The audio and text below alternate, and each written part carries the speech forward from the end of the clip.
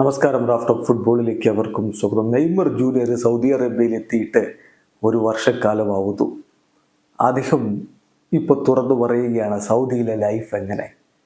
ബ്രസീലിലും അതുപോലെ യൂറോപ്പിലുമൊക്കെ ബ്രസീലിൽ ജനിച്ച് യൂറോപ്പിൽ അവിടെ വളർന്ന് യൂറോപ്പിൽ പോയി നീണ്ട കാലം ചെലവഴിച്ചിട്ട് അദ്ദേഹം സൗദി അറേബ്യയിലേക്ക് എത്തിയിട്ടുള്ള ആളാണ്. അപ്പോൾ തീർച്ചയായിട്ടും കൾച്ചറിൻ്റെ വ്യത്യാസം മറ്റുമൊക്കെ ഉണ്ടാകും.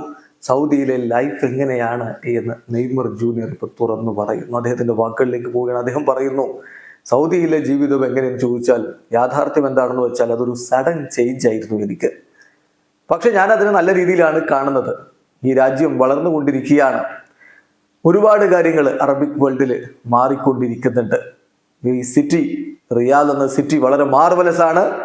ഞാൻ ഇവിടെ ജീവിക്കുന്നത് എൻജോയ് ചെയ്യുന്നു. ഈ എക്സ്പീരിയൻസ് ഞാൻ എൻജോയ് ചെയ്യുന്നു. അൺഫോർച്ചുനേറ്റ്ലി എനിക്ക് അൽ ഹിലാലിനെ ഈ സീസണിൽ അത്രയധികം ഒന്നും സഹായിക്കാൻ പറ്റിയില്ല. അതിലെനിക്ക് ദുഃഖമുണ്ട്. എൻ്റെ ടീംമേറ്റ്സിനെ കളിക്കളത്തിൽ നിന്ന് എൻകറേജ് ചെയ്യാൻ കഴിഞ്ഞില്ല. പക്ഷേ അടുത്ത സീസണിൽ അതിന് കഴിയുമെന്ന് പ്രതീക്ഷിക്കുന്നു. ഇവിടെ ഞാൻ എല്ലായ്പ്പോഴും നല്ല രൂപത്തിലാണ് സ്വീകരിക്കപ്പെട്ടിട്ടുള്ളത്. എല്ലാവരാലും നല്ല രൂപത്തിലാണ് സ്വീകരിക്കപ്പെട്ടിട്ടുള്ളത്. എന്തായാലും ഞാൻ തുറന്നു പറയുന്നു, ഇവിടെ ഞാൻ ഹാപ്പിയാണ്.